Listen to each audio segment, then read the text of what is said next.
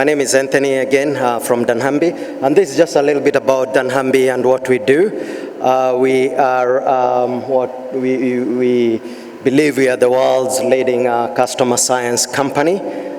We analyze data from all over the world, from retailers around the world.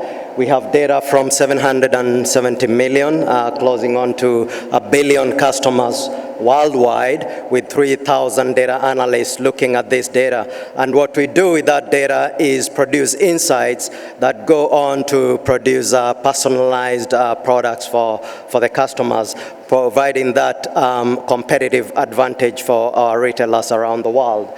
So we believe we've been working on big data for many, many years. Our company was established in 1989 in the UK. And now we've spread all over the place. Our latest clients are down in Latin America. We have Marisa and GPA and Raya Dragosil as well that have joined the group. My role in dunnhumby is working with analysts to do one-to-one communications, analyzing the data and providing personalized recommendations for the customers. So the area of big data is quite interesting for me and for a lot of folks that I work with. And the reasons why we are talking about big data today is, one, as you all have heard the quote that storage is cheap nowadays. But I don't know if you know the numbers behind it. When I started analysis of data back in the 80s, it used to cost about $1 million just to store a gigabyte of data. Today, it's less than 10 cents. Processing and distribution technologies have vastly improved. You have big numbers of accounts that have put up there. Social networks have grown. Mobile connections have grown. And then we have the big Internet of Things. That's the new terminology that's popping up. And today we are talking about over 9 billion objects that are connected to the Internet. That's huge. And the projection is by 2020, we'll probably have about 50 billion objects connected to the Internet. And what objects are we talking about here is things like your regular appliances, your refrigerator, your dishwasher, your wearable devices, and your tennis racket that tells you how good you are at tennis or how bad you are. All those things will be connected to the Internet, and all those things are collecting data about you. We are talking about garbage bins collecting data today, being connected to the Internet, and they're picking up all that information. So it's a huge amount of information. Estimates today, we are talking about 7.9 zettabytes of data that we have that have been collected today. We are literally having to invent terminologies and words to quantify how much data that we have. So anybody not familiar with that terminology, one of those zettabytes, we are talking 1 sextillion bytes of data. It's a word that I never thought I would get to use in my professional career. We are also talking about data that's coming in really, really fast. You've seen this statistic. It's one of those wow statistics that says all this data, most of it, 90% or more, has really been accumulated in the last 2 or so years. So you can imagine where we are going to be in a couple years. So what does this mean to our retailers? I'll start off by looking at this person here. She's Miss Parker. She's our modern shopper. It's a fictitious name, of course. And this just shows you the profile of the customers that we are dealing with today.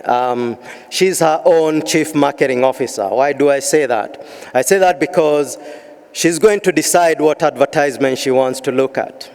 She'll switch on and off anytime she wants to. She can just click on a button on an email and she will unsubscribe, and forever you're lost. You'll never see her again.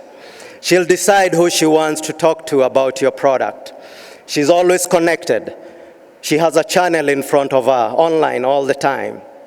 She can share information. She'll say good things and bad things about your brand and about your store anytime she wants to. She's very multi-channel in nature. which means that she can probably on the way home on a metro, she can decide to start shopping on her smartphone. She can go home, she can log on to her laptop and continue her shopping. She can stop right there, and she can go to the store and complete the shopping on the physical store. So the journey from making the decision or deciding to shop to making the final shopping decision is very, very fragmented. Ms. Parker is she's very savvy.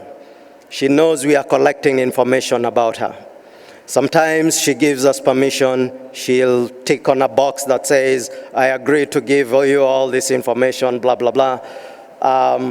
Sometimes she doesn't, but she knows that we are collecting information about her. And because she knows this, she expects a lot from us. She's very demanding. She wants us to give her personalized messaging. She wants us to give her value for the data that she's giving to us. She wants stuff that's done instantly. She doesn't want to wait for anything. She wants to make sure that we know her. When she started shopping on that mobile phone, we know she's the same person who went to the store and completed that purchase. So she wants to have that seamless experience. So we have the two pieces. We know the data is big. We know the data is getting bigger. And everybody is collecting it. And we know Ms. Parker is a very demanding customer. There's always a missing part to it that a lot of folks don't talk about when we are talking about big data. And that's the science piece to it. To connect these two, to give Ms. Parker what she wants from her data, we need customer science. And that's where dunnhumby comes in, and this is what we do, is looking at that big data and providing those actionable insights that will help Ms. Parker. What can we get from this? The data today will be able to tell us a lot about Ms. Parker. We'll be able to get that 360-degree view about her and treat her as an individual. We can tell what she buys, how she shops. We can go to the social networks and figure out how she decides what to buy something, what influences her. We can look at the products that she's buying and know her preferences. We can look at her mobile data and figure out where she is at any period of time. In other words, the data will give us her behaviors, her influences, and her motivations. But we have to take these behaviors, influences, and motivations, apply science to it, and do something good for the customer. And this can be done through providing various products for this customer. We can give her information about products, about health in general. We can give her personalized recipes or shopping lists that we prepare for her to make her shopping trip much easier. We can give her offers and advertisements and content that's very, very relevant to her. And all these things have to be done across every channel at the right time, where she is and when she wants this kind of information. At the end of the day, we want to see something like this from our customers. It's about getting that emotional engagement from the customers. It's customers that say, yes, you are using my data, but I'm getting very good value from it. I'm getting products being recommended to me that I like. I'm getting value from giving you my data. I'm getting good choices. I'm happy about being a shopper here. I feel unique, and I feel that you as a retailer, you understand and you know me as a customer. This is what building loyalty is all about, and dunnhumby is big about selling this proposition that you really need to build this long-term loyalty with your customers. And with big data, you are able to do this. But we do understand there are challenges. Everybody out there, a lot of business executives, a lot of retail businessmen, they do know that there is value in data. There's a study that came out from McKinsey that says if you are using big data, if you maximize the use of big data, you can increase your operational margins by as much as 60%. We've all heard of a very famous online retailer that got a 30% increase in sales by adding a recommendation engine to their site. That's using data. Everybody knows if you use data, you are going to get value out of it. But these are the challenges that we have. We have the 3 V's that are always talked about when we have big data conversations. A lot of volume, variety of data, data coming from all different sources, different structures, very difficult to handle. How do I, play around with this data, etc., because the formats are so different. Velocity, the data is coming at me at a very fast pace. I don't know how to handle it. Or the customers want something that's real time, that's right now. They want us to react very quickly, and that's the velocity piece. How do I come up with an insight that I can give on real time? There's another V that's not normally talked about. That's the veracity side. It's how reliable the data is. It's what I call the truthiness of that data. You can get a lot of data sources, but they are telling you a different story. How do we get to that one single version of truth to say, this is what this data is saying, and this is what I can understand from my data? We have organizational challenges, which a lot of you could understand. The data today in a lot of retailers, it's sitting in silos. Somebody in finance collects data, somebody in operations collects different types of data. Marketing, they collect a different set of data, but they are not talking to each other, they are not sharing. So the data is sitting in those pieces and in silos. That's an organizational challenge.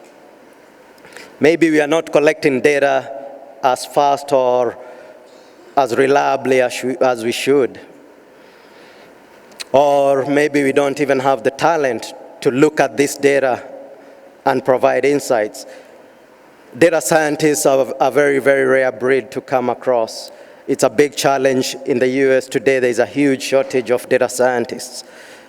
And it's not just about analyzing. Anybody can analyze anything. It's really about having somebody there who understands the domain, who knows what they are looking for, and who can tell that story from the data.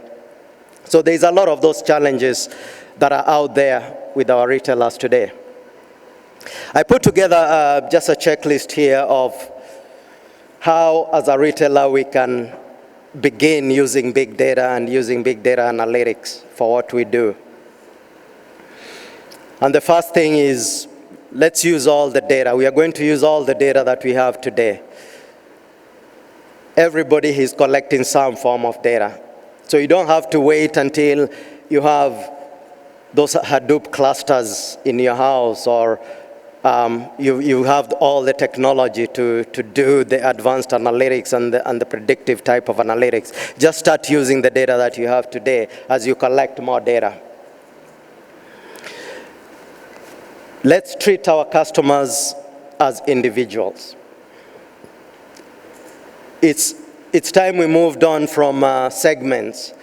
It's time we understand Miss Parker and what she really wants and who she really is, and treating her as an individual and showing her that we are treating her as an individual. Let's use data everywhere. Let's use data to drive strategy for the company. Let's use data for operations as well. In inventory control, for example, I read somewhere that inventory distortion, that's an $800 billion industry today. It's an $800 billion opportunity because of out of stocks and overstocks. But you can use data to really get some money out of that, to get some value out of that. Think long term and have a strategy around a big data analytics. A lot of people, they try to do everything at once. We are not trying to boil the ocean. It's really figuring out, what do I want to do today, and what's going to be of value for my customers in the long term. You also don't want to react very quickly to what comes out of a data analytics project without thinking as to what does this do to the customers in the long run. Yes, you can put recommendations out there. You can put stuff on your website that will give you a little bit of money today, but what does that mean in the long term? This is important. Let's use data responsibly. They've entrusted us with the data. It's time we really went back and showed them that they made the right choice, that they're getting value, that we are making their lives easier by using the data. It's putting the customer at the heart of every analytics project that we have out there. And lastly is being innovative. Big data provides just a huge platform where we can experiment and we can test things. Let's take that advantage and put tests out there that tell us, if I do X, Y, Z, this is what I'm going to get. And there is a lot of opportunity for us to be scientific in this, and we are going to get value out of it. Thank you very much.